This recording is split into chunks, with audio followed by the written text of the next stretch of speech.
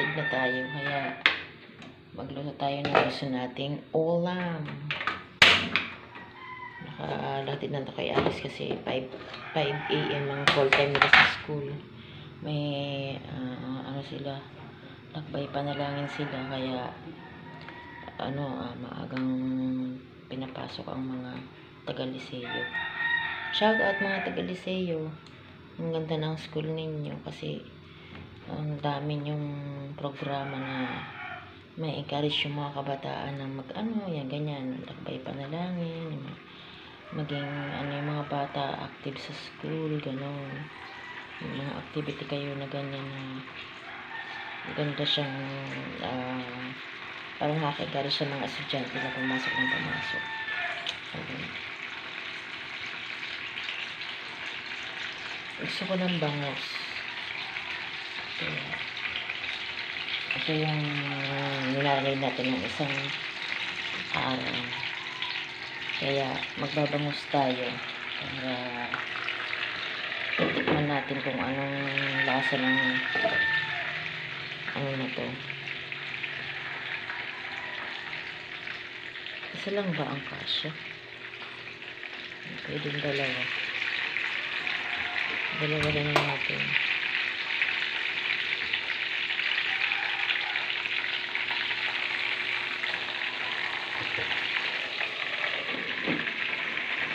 Dalawa nilagay ito mga kabebelan.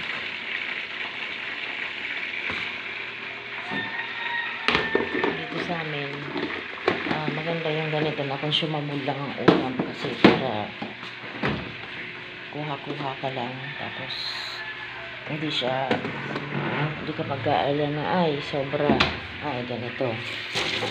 Tapos ito control mo yung dami kasi ilan naman kami dito, tatlo kaming malaki na tapos isang bata. Yung bata din naman masyadong palakain kaya kailangan yung ulam control lang para araw-araw ba. Dami namang lulutuin pa dyan na malingki ako. Relax muna tayo ngayon. Bahala na kung anong lulutuin natin. Meron dyan atay, may manok pa, may ano nga ba yung binabili ni Alex, yung potato. Yan, may mga marinated pa dyan kaya hindi muna tayo mamamalingki. Relax muna tayo sa buhay natin. Yan, nakahatid na ako mga kabibilab sa Liceo. Dito na ako sa bahay ulit. Nalutuin natin yung ulam na manikin kasi papasok. Ano nga problema, alis ako. Ito namang tana, paano kaya yung sino mag-aalaga? Hirap nakalusot pa ganyan na may alaga pa.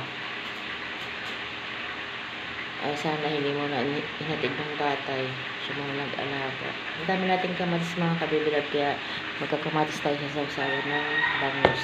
Ayan, bawasan natin para hindi siya mahinog na mahinog. Lagay ko na sa ref. Hindi ko alam kung madali siya mahinog sa ref o sa labas. Gusto ko kasi yung hindi siya masyadong mabilis maghinog. Para ano lang natin yung konsumo natin sa araw-araw. Diba? Kahapon nagpag-workout ako kaso lang hindi ko naman pwedeng i-upload dito. Sa mga bago pala sa channel ko, subscribe nyo ako sa Kantahan Nance Vlog. Nandun yung mga kanta ko at saka yung mga sumba-sumba ko. Kasi pag dito sa may bago kong account ay makaka-copyright naman tayo ng YouTube. Si YouTube ay napakahigpit. Ayaw nyo ng mga sound, ayaw nyo ng mga music, kinaka-copyright tayo. Minsan na binablock pa tayo sa ibang territory kaya ingat pa ako sa pag-upload ngayon ng video kasi nga napakahigpit. Lalo pag may kasamahang bata, kailangan lalagay mo doon for kids yung video mo kasi magkakaroon ka ng strike, community guidelines, yung mga ganon. Kaya kailangan pag nag-upload tayo ng video, tingnan muna natin kung hindi siya sensitive, hindi siya parang kasi pag may bata kasi child labor, child abuse ang nakalagay doon. Kaya minsan nilalagay ko na lang for kids yung video natin. Kaya kahit ganun, panoorin nyo para mga ka-baby love ko.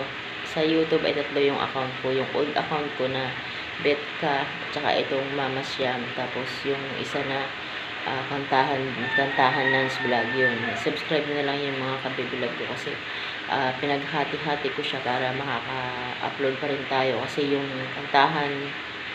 kantahan Nance Vlog ko ay okay lang na hindi siya ma-monetize kasi nga talagang may mga music doon. Pero okay lang para ma-express natin yung sarili natin, libangan din, makapag-upload pa rin tayo. Kaya yun, okay lang na hindi yung ma-monetize. Itong Mama Siam, ito yung gusto kong ma-monetize kasi ito yung bago kong channel. Kaya isubscribe nyo to mga baby love kasi dun sa isang account ko naman na old account ko ay 1.3 na halos yung subscriber ko doon. Kaya dito na, lipat kayo dito para updated pa rin kayo sa mga chika-chika. Ayun. Yun, good morning sa lahat.